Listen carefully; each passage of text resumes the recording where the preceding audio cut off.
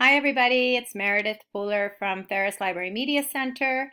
I'm just going to show you guys how you can turn off your email notifications so you don't get them for every single class.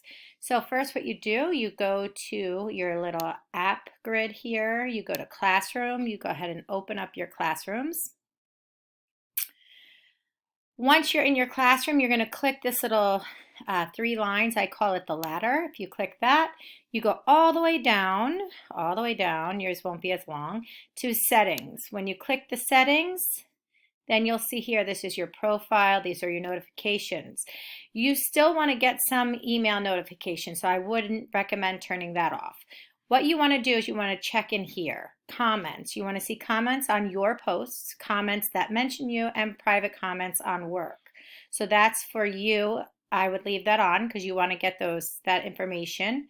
Classes you're enrolled in, work and other posts from teachers, you want to get that probably. Return work and grades, nope. Invitations to join classes, yes.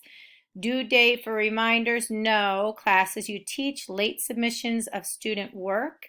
You're not, unless you're a teacher, you may want to get this, but I wouldn't even want to get it as a teacher because you're going to be grading your papers in there anyway, so who needs the email saying that? Resubmissions, you may want to keep that for kids who put it back in, but again, this is really only for teachers.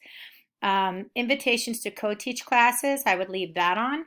And scheduled post, publish, or failed, I would leave that on because then it would let you know that something that you posted did not go through. So then you have class notifications down here. So for instance, next year it might change. You might have different classes. We're going to get rid of the senior class.